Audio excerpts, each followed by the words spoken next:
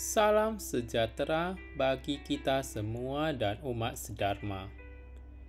Terima kasih atas karunia Tuhan Yang Maha Esa, welas asih dari Buddha Maitreya, kebesaran dari kedua Maha Guru Agung Secun dan Semu, lindungan dari ketiga Arya Sesepuh di Nirwana, bimbingan dan dukungan dari para sesepuh dan pandita.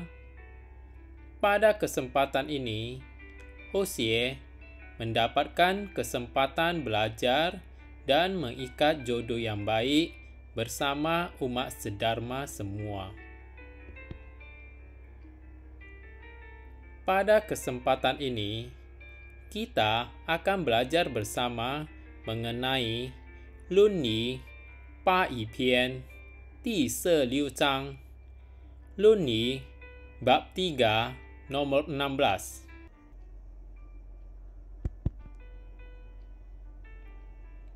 Dalam bab ini menuliskan Ce Ye Se Bu Zu Bi Wei Li Bu Tong Ge Gu Zhe Dao Ye.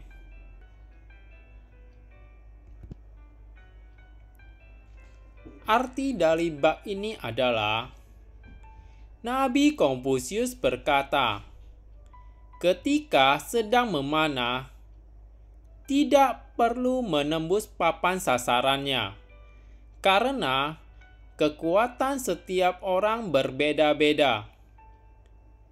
Tentukanlah pemenangnya menurut ketepatan bidikannya. Itulah aturan dari sejak dulu.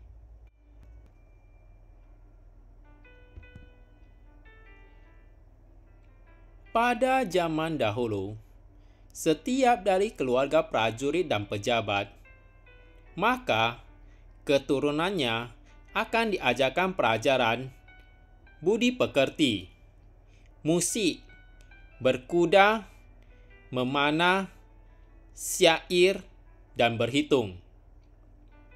Bila menguasai keahlian tersebut, kelak ada kesempatan menjadi pejabat dan prajurit berperang.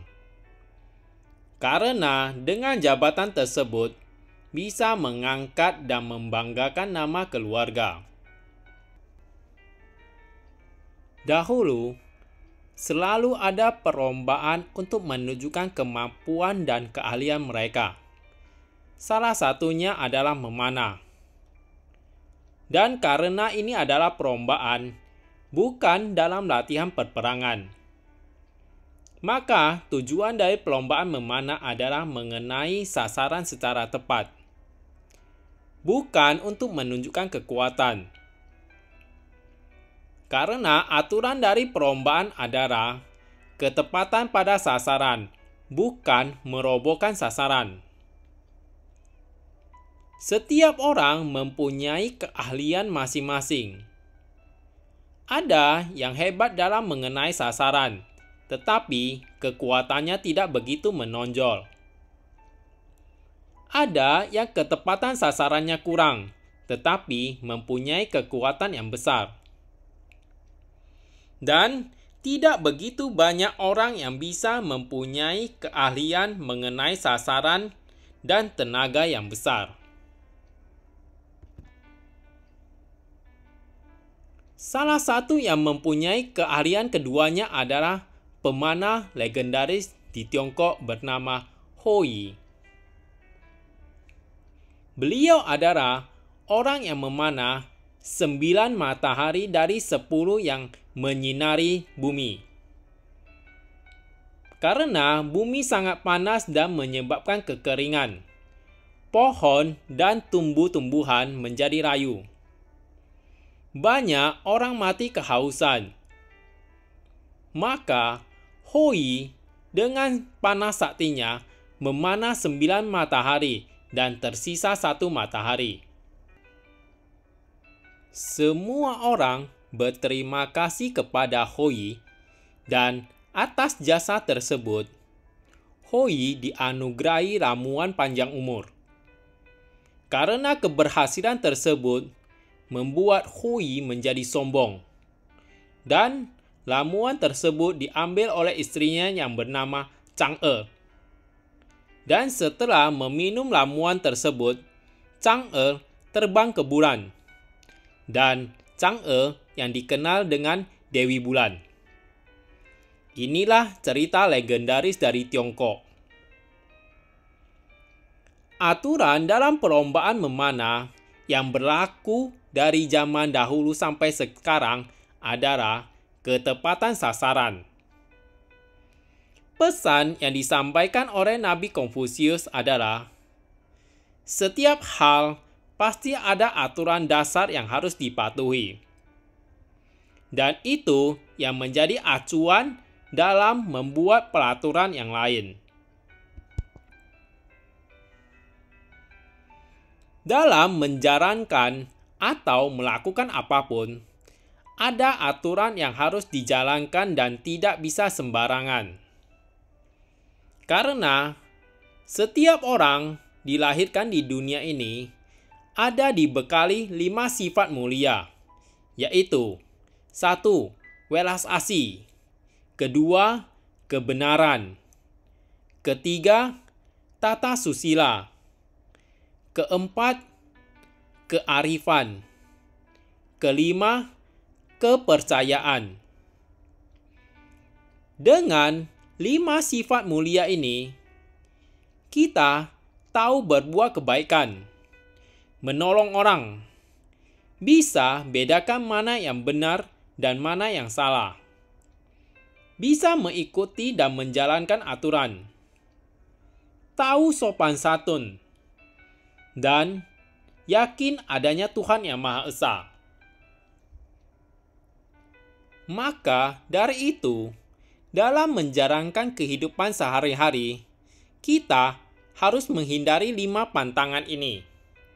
Pertama, tidak membunuh. 2. Tidak mencuri. 3. Tidak melakukan perbuatan asusila. 4. Tidak berbohong atau berdusta.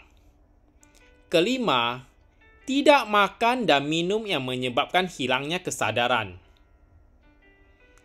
Dengan menjalankan pantangan tersebut, maka sudah menerapkan dharma dalam kehidupan sehari-hari. Dengan tidak membunuh, maka jiwa menjadi terang, bisa panjang umur, dan tidak masuk ke alam neraka, alam binatang, atau alam setan. Dengan tidak mencuri, maka hati menjadi tenang dan tidak akan kehilangan apapun. Dengan tidak melakukan asusila, maka ia akan dihormati dan disenangi oleh orang di sekitarnya. Tidak hidup dalam kesepian. Dengan tidak berbohong atau berdusta, maka ia akan dipercaya dan tidak mendapatkan tuduhan palsu. Dengan tidak makan dan minum yang menyebabkan hilangnya kesadaran, maka ia akan terbebas dari penderitaan dan dihormati banyak orang. Kemudian, langkah berikutnya adalah menjalankan pembinaan diri ke tahap berikutnya. Pertama, hilangkan banyak keinginan.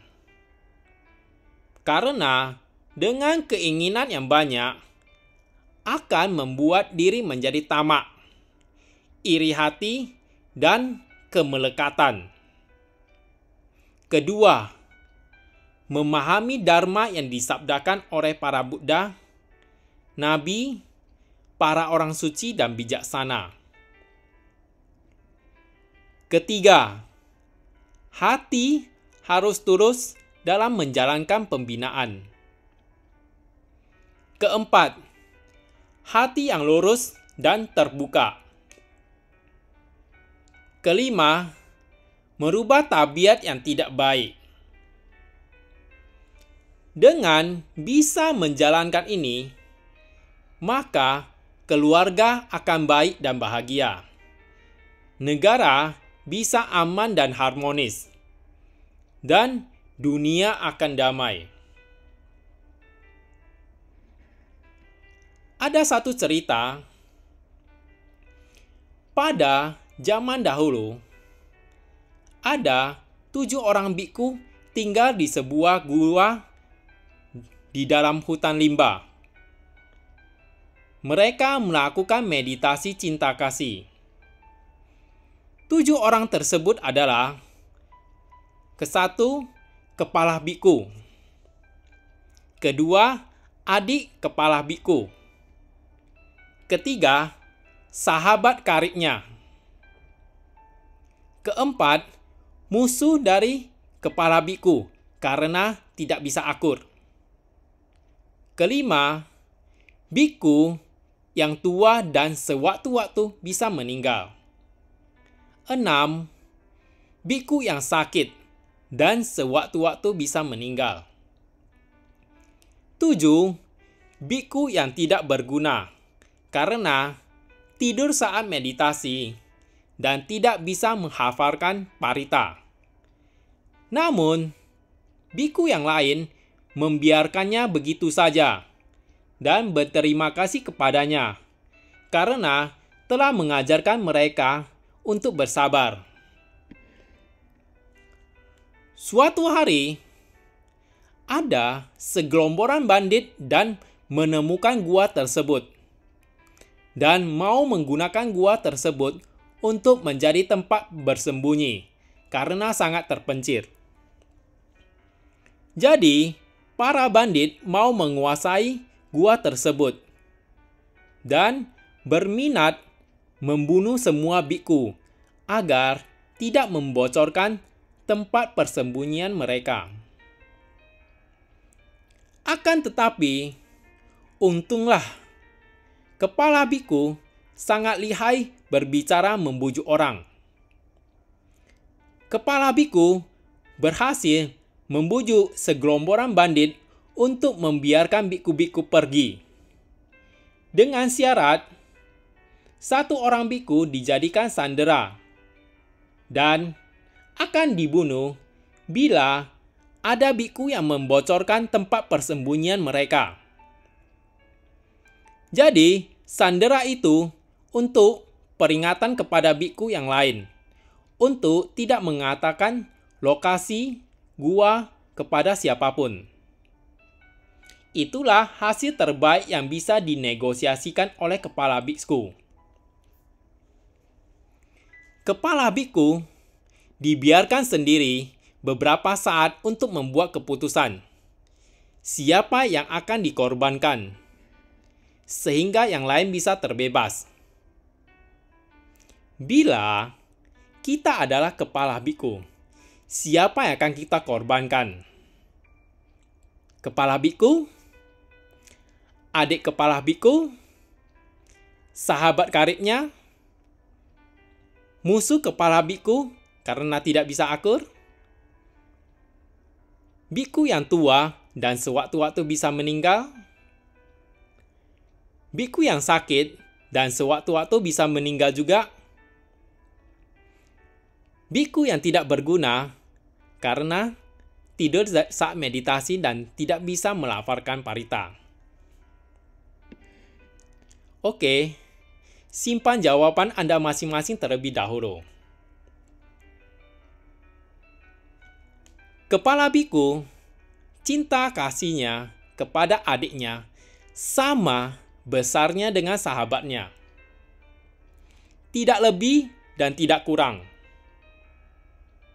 Begitu juga cinta kasihnya kepada musuh kepala biku, kepada biku yang tua, kepada biku yang sakit, dan kepada biku yang tidak berguna.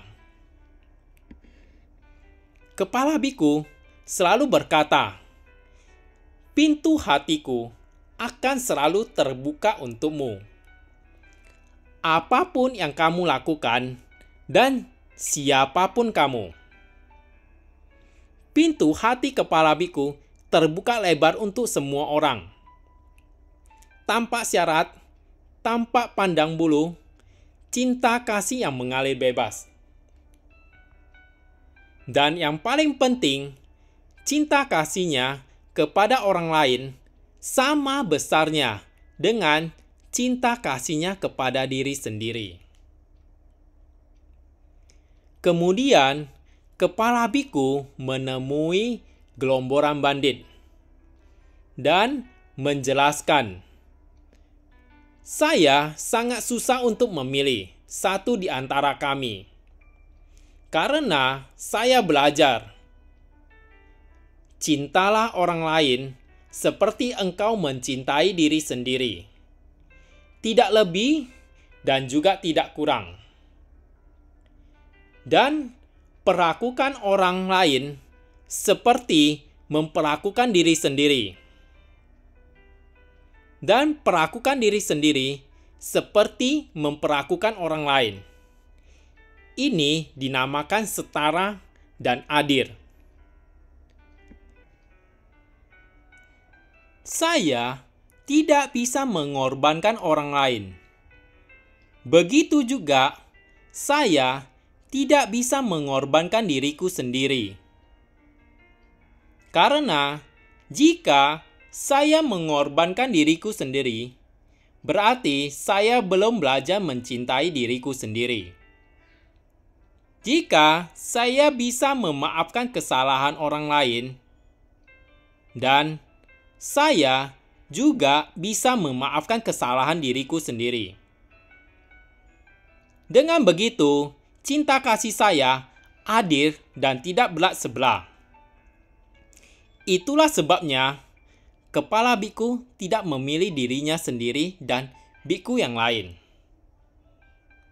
Apakah ada yang menjawab tidak memilih siapapun? Persentase terbanyak dalam memilih adalah: pertama, pasti memilih musuh biku yang dikorbankan. Kedua, adalah orang sakit. Ketiga, orang tua. Keempat, adalah dirinya sendiri. Alasannya adalah, kenapa musuh? Karena untuk menyingkirkannya adalah saat yang tepat. Kenapa orang sakit? Karena mengurangi beban harus merawatnya. Kenapa orang tua?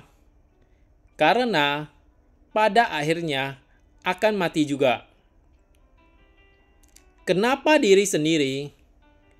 Karena dengan berkorban bisa menyelamatkan orang lain dan tidak mau merasa bersalah kepada orang lain. Akhir cerita setelah kepala biku tidak memilih adalah,